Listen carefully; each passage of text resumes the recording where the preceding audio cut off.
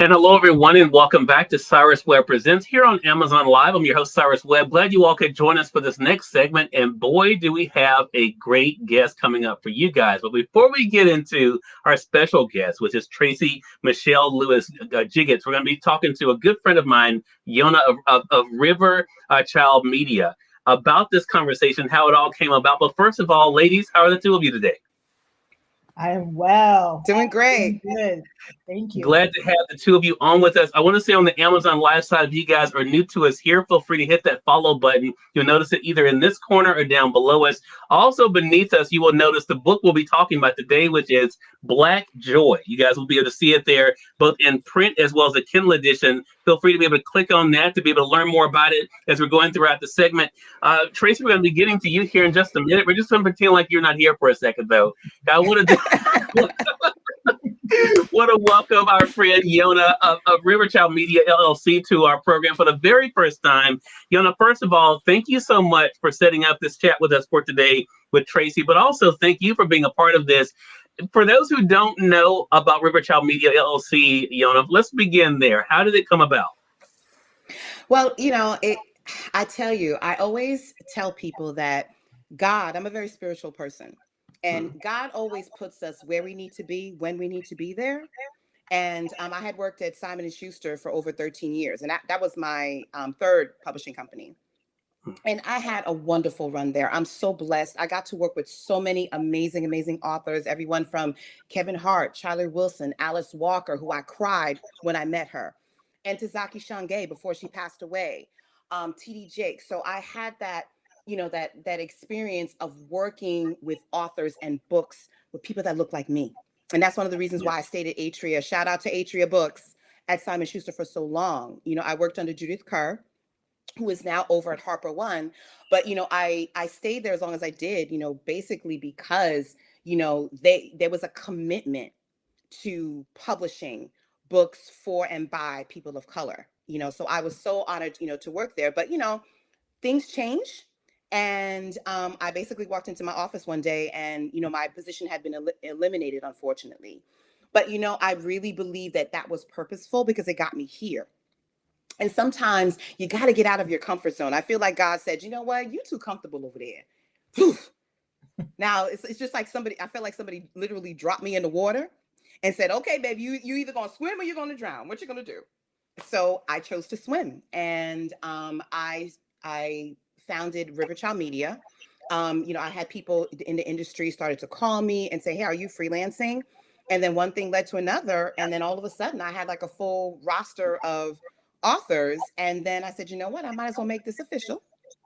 And I founded Riverchild Media in the August of 2020. And I have not looked back. And in addition to Riverchild Media, I'm also co-founder of Collective 5 Entertainment, which is a PR marketing, management, literary firm, also a production company as well. So, that was 2 years ago.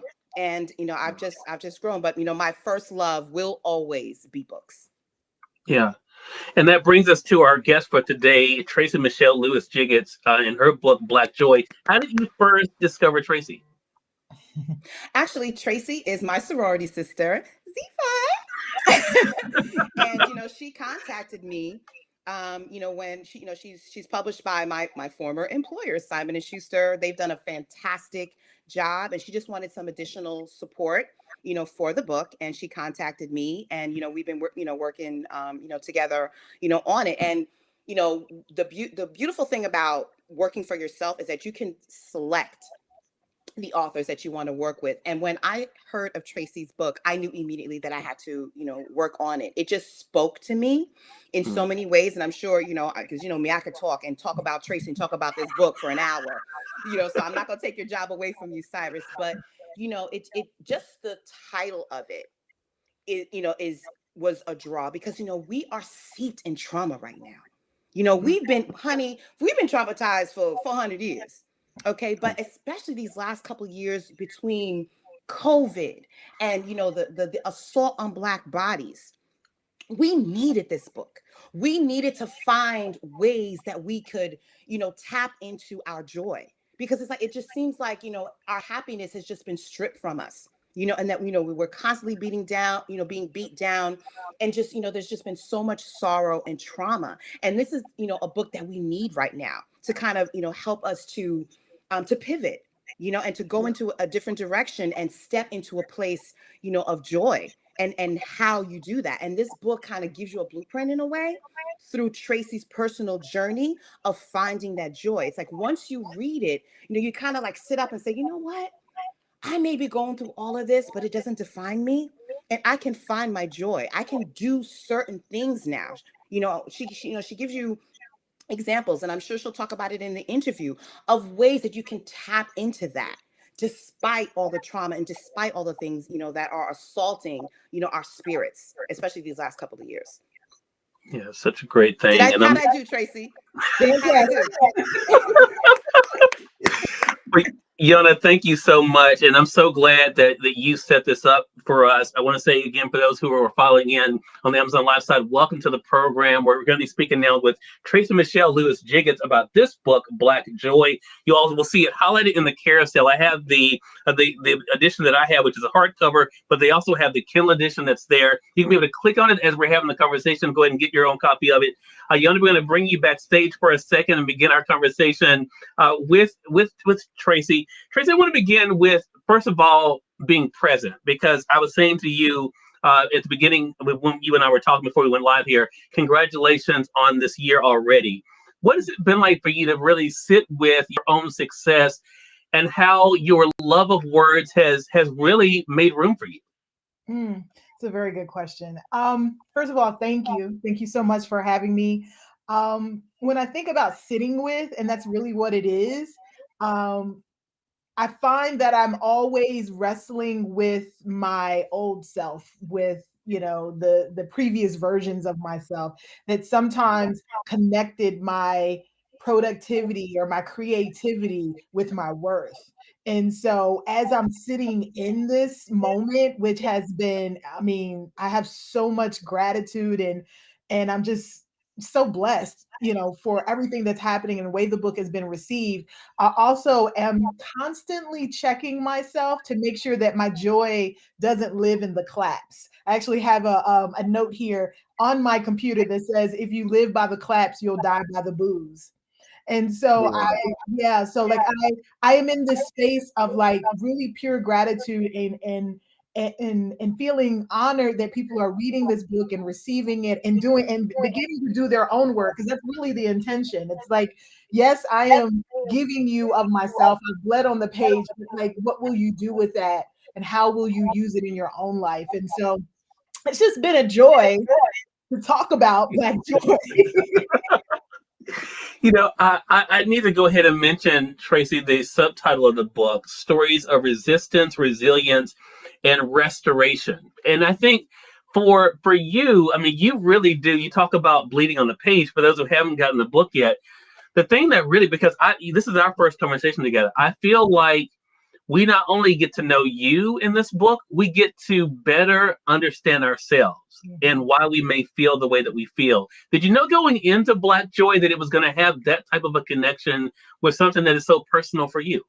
I think I set out with the intention, I think, of using my stories as an entry point to look at how Black folks in general as a collective have wielded joy.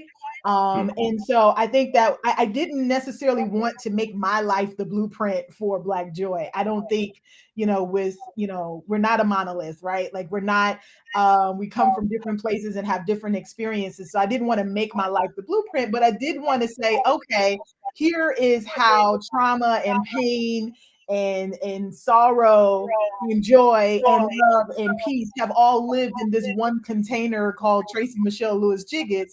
And I wonder if it is representative of how we as a collective have moved. And so I think I entered the writing of the book, and that's why we have these three movements, right, of resistance, resilience, and restoration, with the intention of hoping that people could actually receive it that way as sort of an entry point. I mentioned to you because I always like to give my guests a heads up because I don't like to just spring things on them, that I wanted to read something from the book. And one of the segments that I had marked that I knew I wanted to share, I think is something that men and women can definitely appreciate. And I think a lot of times we get so connected to other people and our identity is kind of connected to other people.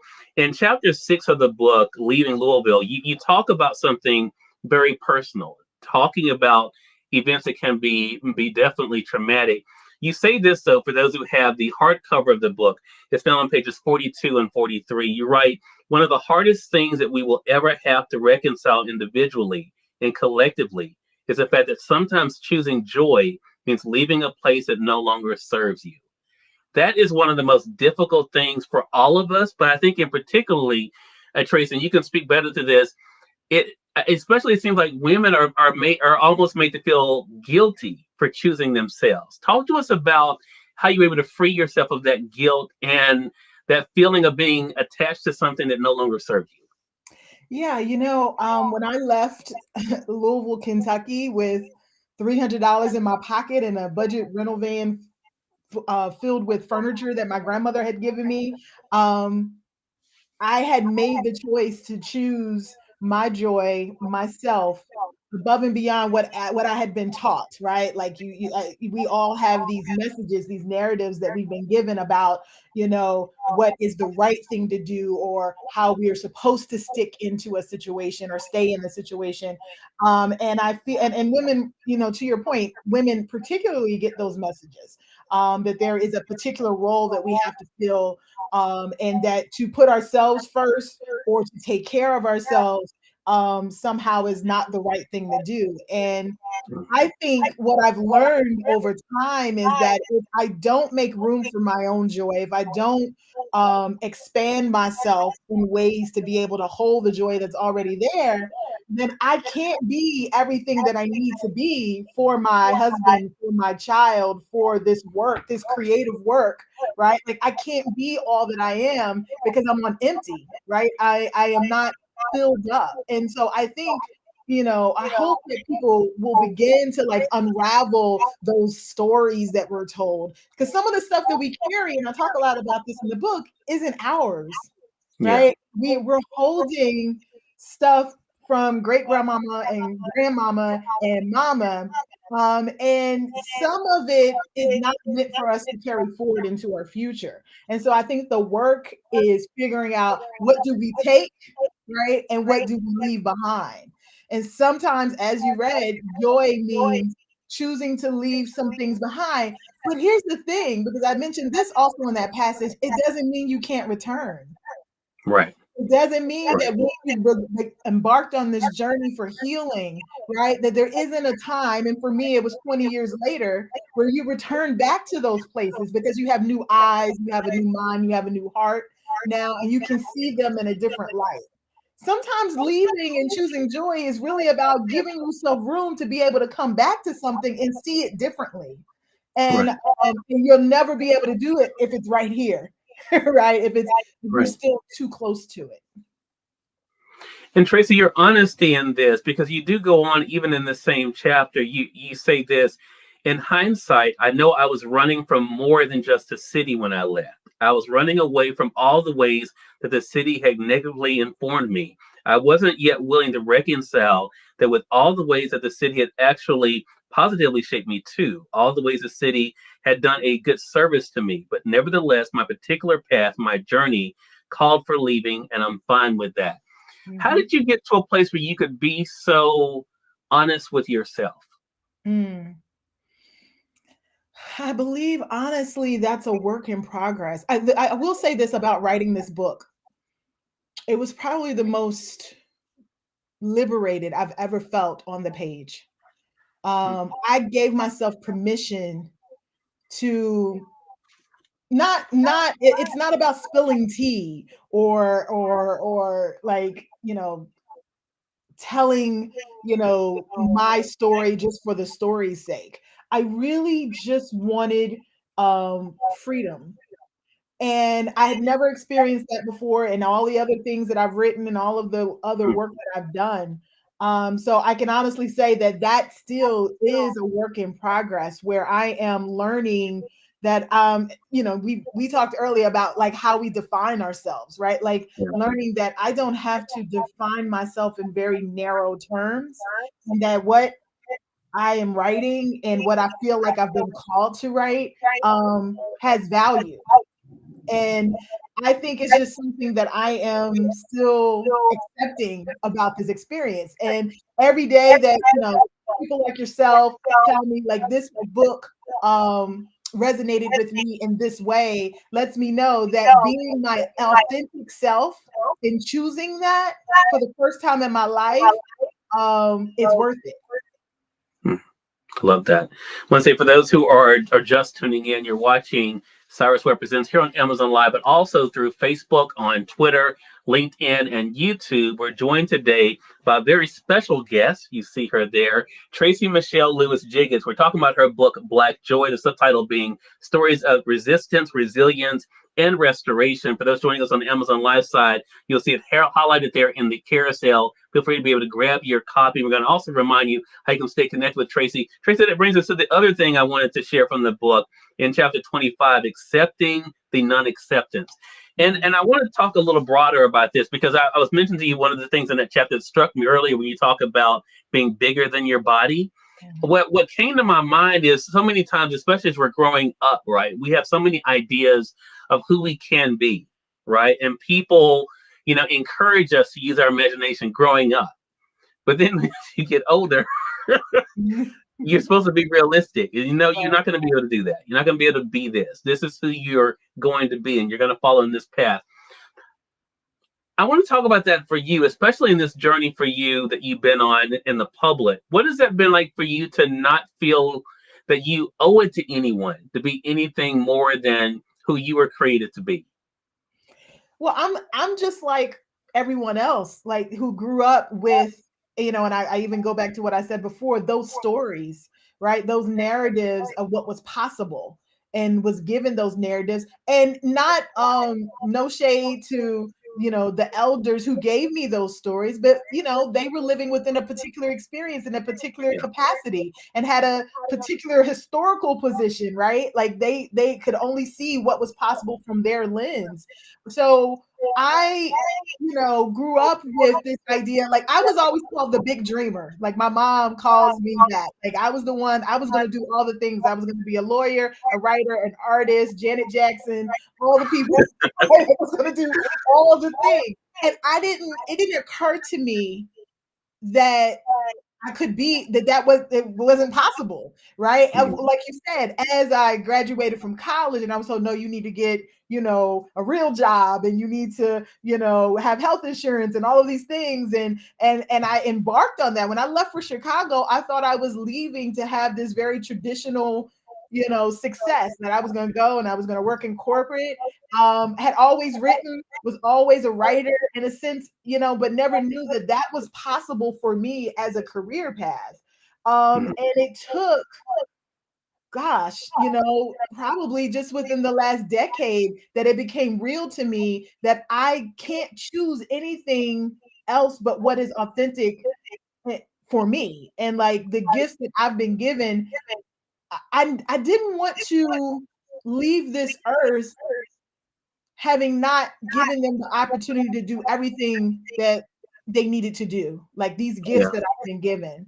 And so that's just been the journey for me over the last decade to ensure that. But that doesn't mean that I wasn't doing other stuff to like pay the bills, right? Right. Like we all, are balancing. But I just encourage people to, when you hear those voices that tell you what you can and cannot do, what is and is not possible, and interrogate those voices and figure out who's really speaking, right? Because a lot of times it's not you, it's not, if you believe in God, it's not necessarily God. A lot of times it's the voices that we've accumulated over time in our childhood, and what society and culture has said is deemed for us.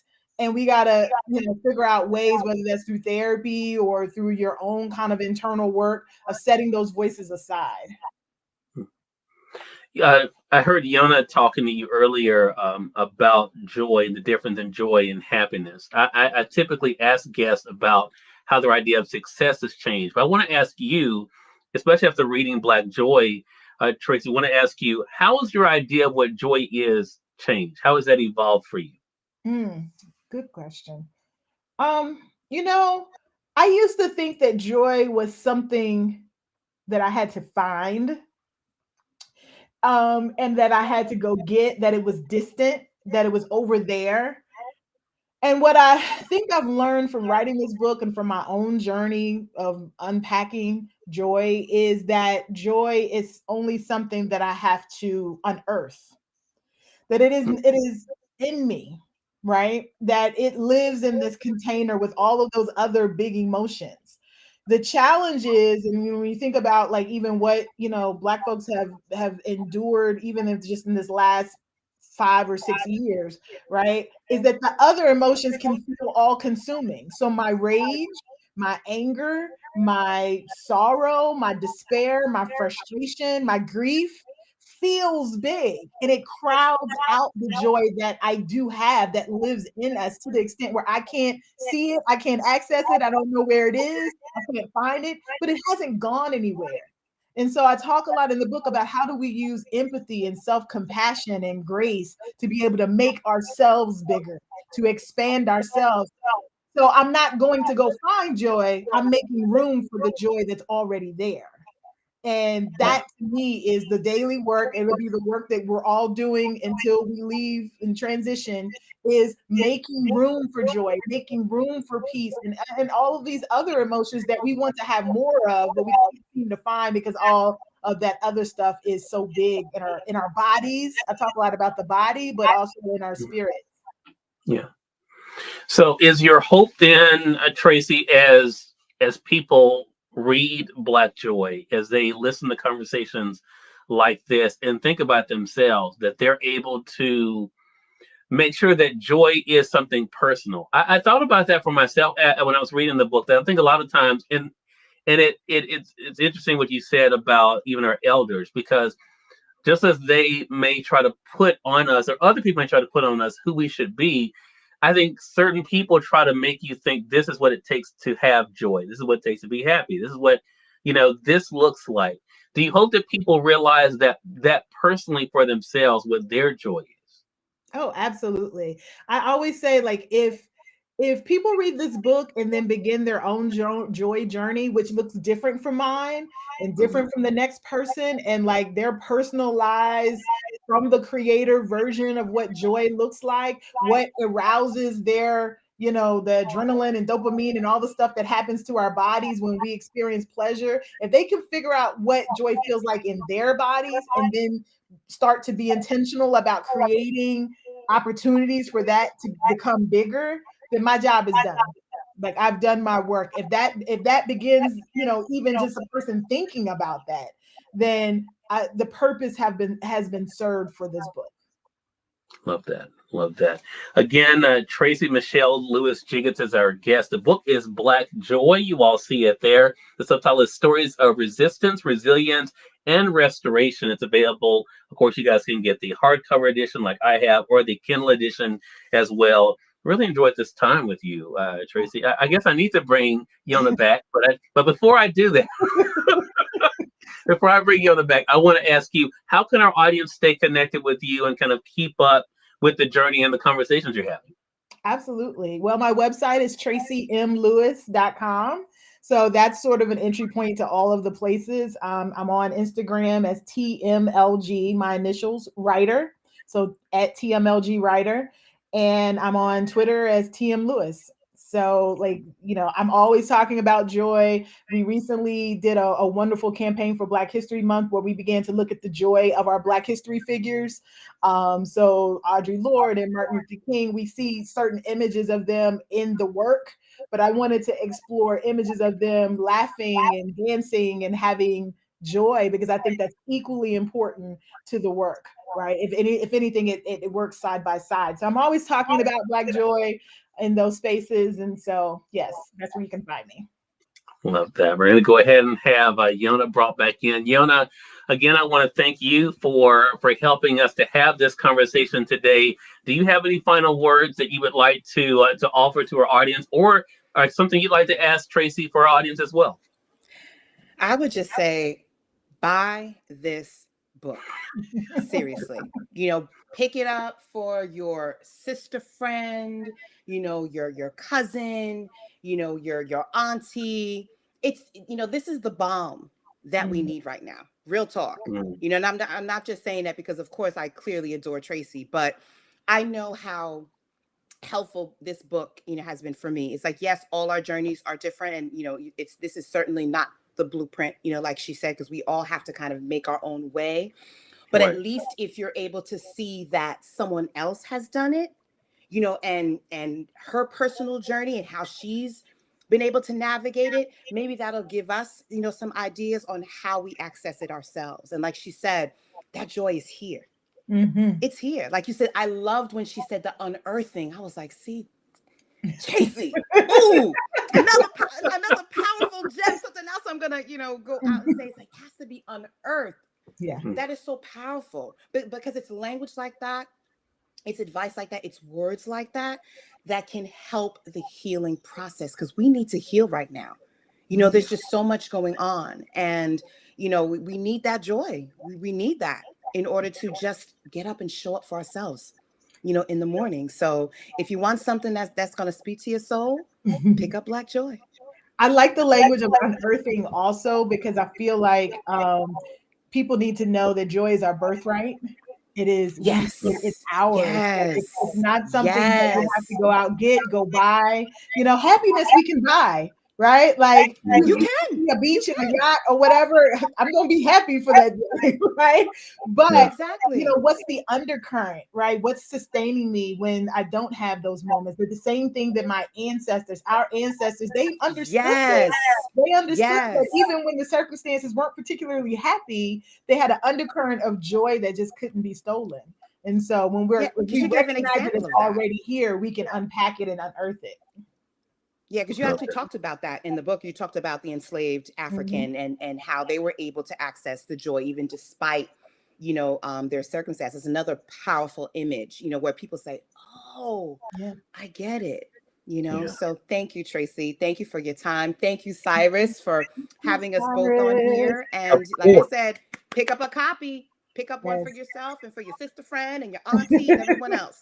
Yes. And Yona, we can't let you go without letting our audience know, how can they stay connected with you? Okay. Well, you can find me on Instagram, Riverchild Media. You can find me on Facebook as Yona Riverchild, and Riverchild Media as well on Twitter. Got you. And we've already tagged Tracey and Yona on Twitter for you guys who are watching us there. So you guys make sure you guys are following them over there. Again, Tracey, Yona, thank you so much for this time and for this segment. Really appreciate it. Looking forward to speaking to the two of you again. Yes. Thank you, Cyrus, so much. Thank you, Cyrus. More than welcome. And we thank your audience for tuning in to another great segment of Cyrus Represents. Until next time, you all make it a great one. We'll talk to you soon. Take care.